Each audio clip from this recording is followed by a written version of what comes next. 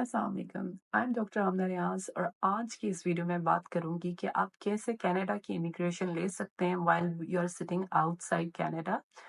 Different pathways हैं to immigrate to Canada और इसके लिए सिर्फ और सिर्फ आपको राइट सेट ऑफ स्किल्स चाहिए टू इमिग्रेट। अगर आप विलिंग हैं और आप क्या मैं बहुत सारे लोग मेरे से पूछते हैं how you got immigration to Canada while you were living in the UK.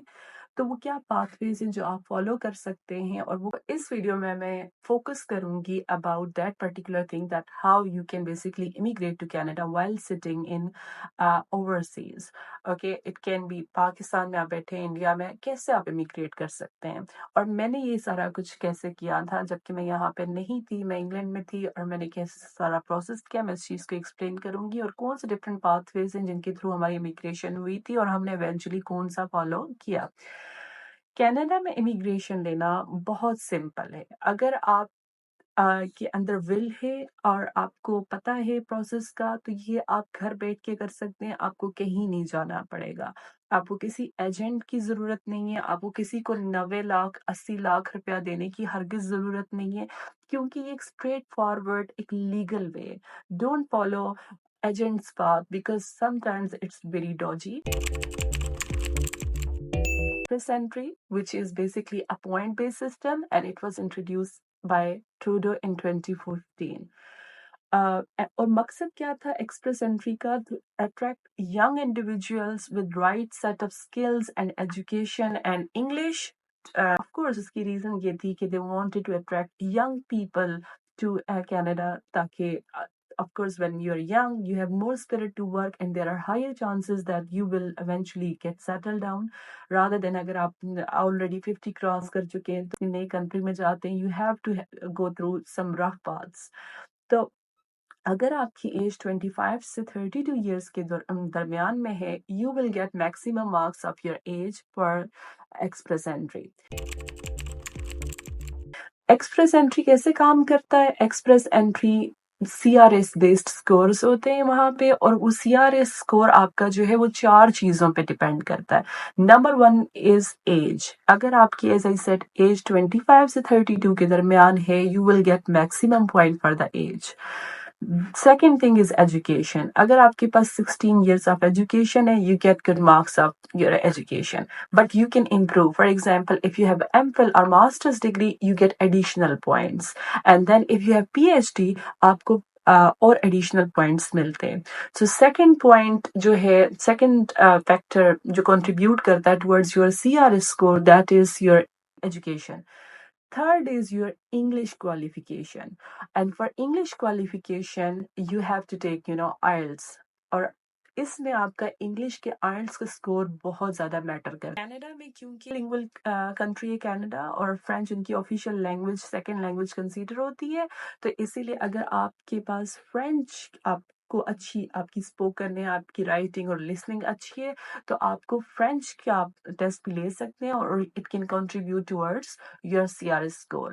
So you have to submit either English score or French efficiency score. That was the third criteria. Now the fourth one is, which is the most important one, is your experience. तो अगर आपके पास 1 से 3 साल का work experience है, you are eligible to apply for federal skilled worker category of express entry.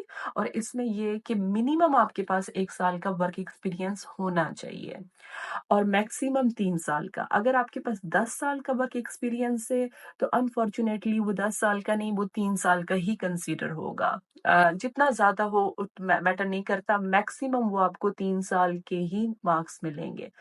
अब जैसे अगर आपकी एज 25 से 32 है, इसके आपको मैक्सिमम मार्क्स मिलेंगे। अगर आपकी जैसे 33 हो जाती है एज, या आपकी 25 से कम है, तो उसमें क्या होता है, आपकी एज के नंबर कम हो जाते हैं and it affects your CRS score. तो मुझे ये लगता है कि ये बहुत ज़रूरी है कि आप किस टाइम पे एक्सप्रेस एंट्री अप्लाई करते हैं। ये आपकी स्कोर्स को डिटरमाइन करता है एंड इवेंचुअली ये आपकी इमिग्रेशन प्रोफाइल को भी डिटरमाइन करता है। इसी तरह से आपकी इंग्लिश लैंग्वेज का जो स्कोर है वो बहुत मैटर करता है। आपका स्कोर था सीआरएस स्कोर जो आपका था वो 470 था, तो वो आपको क्या करेंगे 48 घंटे के अंदर-अंदर आपको ईमेल करेंगे और आपको बोलेंगे कि आप अपना प्रोफ़ाइल बनाएँ और अपने डॉक्यूमेंट्स अपलोड करें। तो ये तो थी बैकग्राउंड कि एक्सप्रेस एंट्री होता क्या है, ठीक है? ये तो एक वो बैकग्राउंड था। अब मैं आपको बताऊँगी कि इसके स्टेप्स क्या हैं, आप कैसे इसको फ़ॉलो कर सकते हैं अगर आप बनाना चाहते हैं।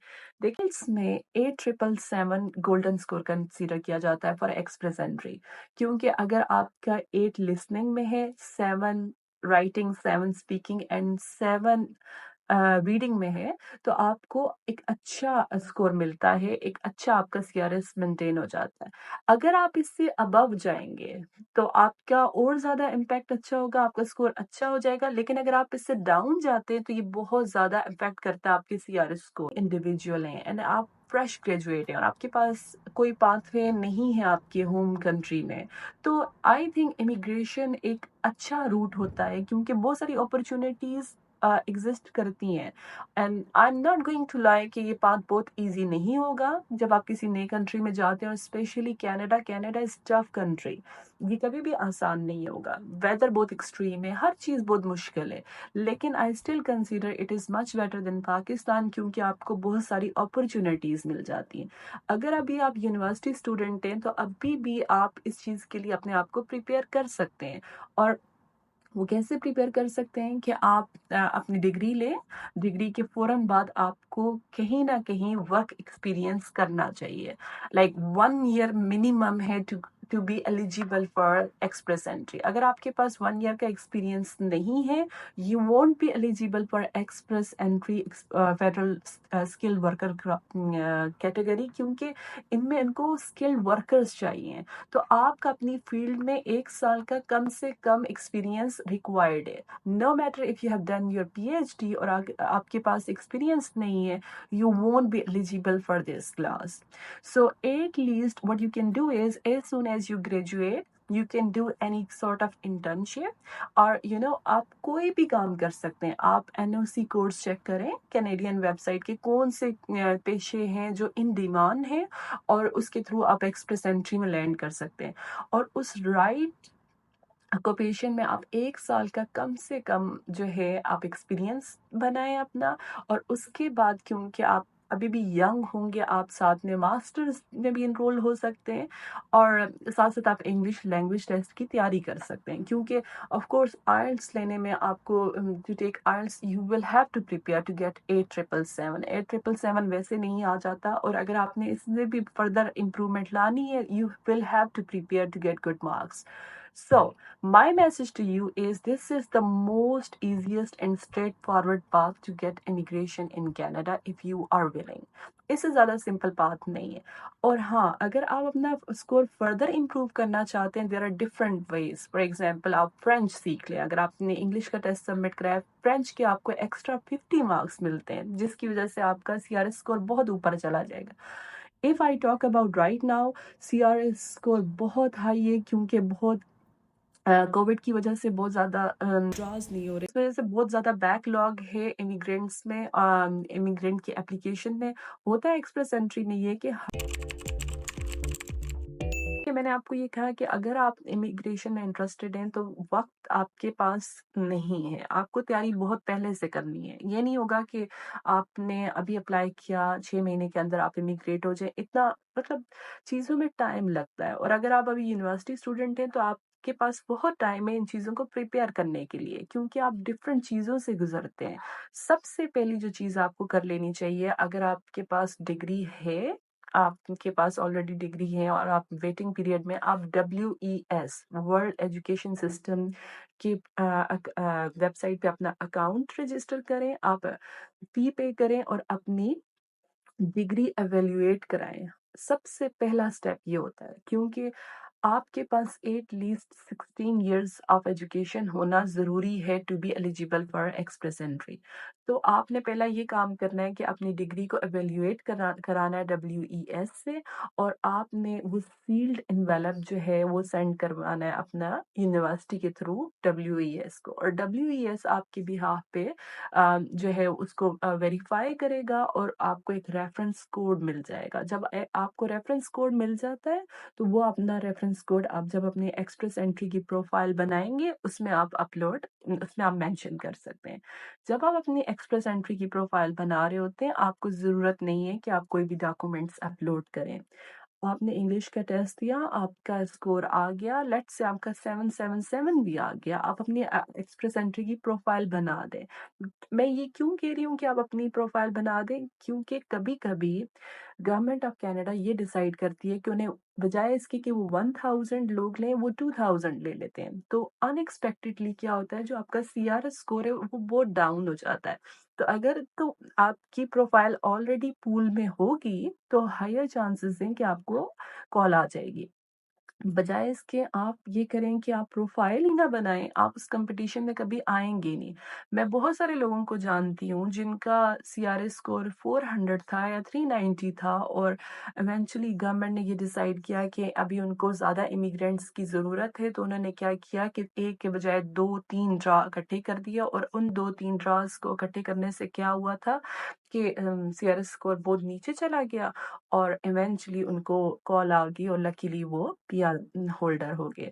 तो इसीलिए अगर आप बेसिक क्राइटेरिया फुलफिल करते हैं, आपके पास 16 इयर्स ऑफ एजुकेशन है, आपके पास 1 साल का वर्क एक्सपीरियंस है, और आपके पास इंग्लिश टेस्ट के रिजल्ट्स हैं, आपको उसी टाइम अपनी एप्लीकेशन एक्सप्रेस एंट्री में बना लेनी चाहिए।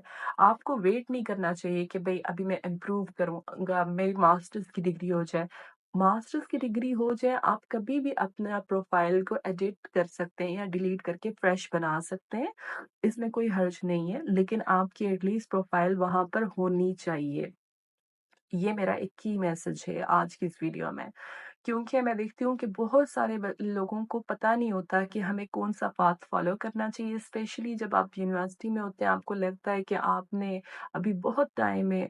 अ, जब आप फाइनल ईयर में हैं, आप तब ही इंग्लिश लैंग्वेज की तैयारी स्टार्ट करते हैं और आइल्स लेना स्टार्ट कर दें, क्योंकि पहली दफ़ा बहुत मुश्किल है शायद आपका स्कोर गोल्डन स्कोर आए, और आपको गोल्डन स्कोर लेना है to boost your CRS score. कि अगर आप अपना सीआरएस स्कोर बूस्ट करना चाहते हैं, डिफरेंट तरीके हैं जिनके थ्रू आप अपना सीआरएस स्कोर बूस्ट कर सकते हैं। आप फ्रेंच की तैयारी करके फ्रेंच का टेस्ट दे सकते हैं, इससे आपको 50 एडिशनल मार्क्स मिल जाएंगे। आप 1 साल का एक्सपीरियंस है, आप उसको साथ साथ 2 साल का हो जाए, 3 साल का हो जाए, 3 साल में आपको मैक्सिमम मार्क्स मिलेंगे। आप अपनी डिग्री इंप्रूव कर सकते हैं। अगर आपके पास 16 इयर्स ऑफ एजुकेशन है, विदाउट डिले आप मास्टर्स में एनरोल हो जाएं, आपके पास 18 इयर्स ऑफ एजुकेशन आ जाएगा, आपके फर्दर जो है मार्क्स इंप्रूव हो जाएंगे। इसी तरह से डिफरेंट तरीके हैं। आप कनाडा में एडमिशन ले लें मास्टर्स का, क्योंकि अगर आप कनाडा में एडमिशन ले लेंगे मास्टर्स के लिए, उसका क्या फायदा होगा, आपको स्टूडेंट वर्क परमिट से मिलता है, उसके पास कनाडा का एक लॉ है कि आपको वर्क परमिट मिलता है पोस्ट ग्रेजुएट। जैसी आपकी डिग्री होती है तो आपको ओपन वर्क परमिट मिलता है, आप कोई भी जॉब कर सकते हैं, और इस तरह से आप कैनेडियन एक्सपीरियंस क्लास की कैटेगरी में आ जाते हैं। और कनाडा का एक्सपीरियंस और कैनेडियन डिग्री के बहुत ज़्यादा मार्क्स हैं, और इस वजह से आपका जो सीआरएस स्कोर है वो 600-700 प्लस चला जाता है। तो आप जो बाहर से लोग आ रहे होते हैं उनसे आपका नंबर जो स्कोर होता है वो ओवरऑल बहुत ज़्यादा होता है। तो ये कुछ की पैरामीटर्स हैं, कुछ की फैक्टर्स हैं। अगर आप इनको अपने ज़हन में रखें और अपनी एप्लीकेशन जो है अपनी प्रोफाइल सबमिट करवा दें, और साथ-साथ अपने ऊपर इम्प्रूवमेंट करते रहें, और मास्टर्स की स्कॉलरशिप्स पे नज़र रखें, पीएचडी की स्कॉलरशिप्स पे नज़र रखें। That's how everyone does it. ये एक बहुत सिंपलिस्टिक फॉर्म है एक्सप्रेस एंट्री की। मैक्सिमम लोग इसी पाथ के थ्रू जाते हैं, और मैं इनकरेज करूँगी कि बजाय स्टूडेंट रूट के, अगर आप कर सकते हैं, अगर आपको लगता है कि आपका सीआरएस स्कोर अच्छा है, it's best to go on PR route, क्योंकि इस तरह से आपके पास बहुत ज़्यादा फ्लेक्सिबिलिटी होती है। आपको आपका माइंडसेट बहुत स्टेबल होता है, आपको पता होता है आपने वहाँ रुकना है, और आपके पास चांसेस ऑफ ग्रोथ बहुत ज़्यादा होते हैं, क्योंकि आपके पास कोई रिस्ट्रिक्शन नहीं है, आप ये जॉब नहीं कर सकते, वो नहीं कर सकते, आप हर चीज़ के लिए इवेंचुअली एलिजिबल हो जाते हैं। तो मेरा की मैसेज ये है कि start today rather than tomorrow. एक दफ़ा जब आपको इनविटेशन आ जाता है कि आप अपनी प्रोफाइल सबमिट कराएँ, तब आपने अपना क्रिमिनल बैकग्राउंड चेक बताना है कि आपका कोई क्रिमिनल बैकग्राउंड नहीं है, पुलिस वेरिफिकेशन देनी है और मेडिकल टेस्टिंग होगी आपकी। इम्पोर्टेंट चीज़ ये कि आपके पास 12,500 कैनेडियन डॉलर्स होने चाहिए और ये आपके बैंक अकाउंट में 6 माह के लिए रहने चाहिए। क्योंकि वो आपका 6 मंथ्स का बैंक स्टेटमेंट वेरीफाई करेंगे कि ये पैसे आपके पास हैं। अगर आप पीआर आपको मिल जाती है तो आप क्योंकि नए मुल्क में आएँगे आपको जॉब ढूँढने में प्रॉब्लम्स होंगे, तो क्या आप सर्वाइव कर सकते हैं या नहीं?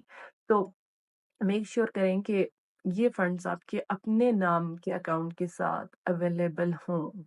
एक और चीज़ ये बात ज़रूर मेक श्योर कीजिएगा कि जब आप वर्क एक्सपीरियंस कर रहे हैं, आपके पास प्रॉपर पे स्लिप्स होनी चाहिए और आपकी जो पे है वो आप मंथली आपके अकाउंट में आनी चाहिए।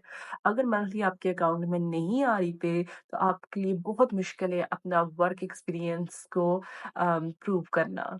तो मैं इस वीडियो के डिस्क्रिप्शन बॉक्स में अटैच कर दूँगी वो टूल जो कि कैनेडियन गवर्नमेंट की तरफ से to check your CRS score.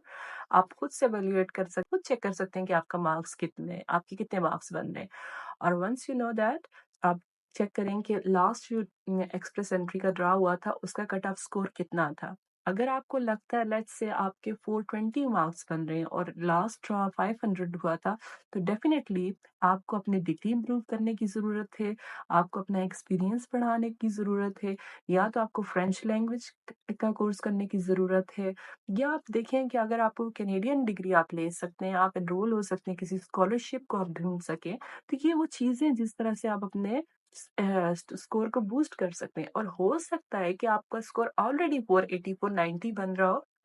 You just need to take IELTS. So आप एक स्टेप अवे हैं फ्रॉम योर कैनेडियन पीआर। मैं उम्मीद करती हूँ कि ये वीडियो आप लोगों के लिए बहुत ज़्यादा हेल्पफुल होगी। अगर आपकी कोई भी क्वेश्चंस हों please do let me know and I will try my best to address them. आज मैंने फोकस किया है express entry federal skilled worker class में।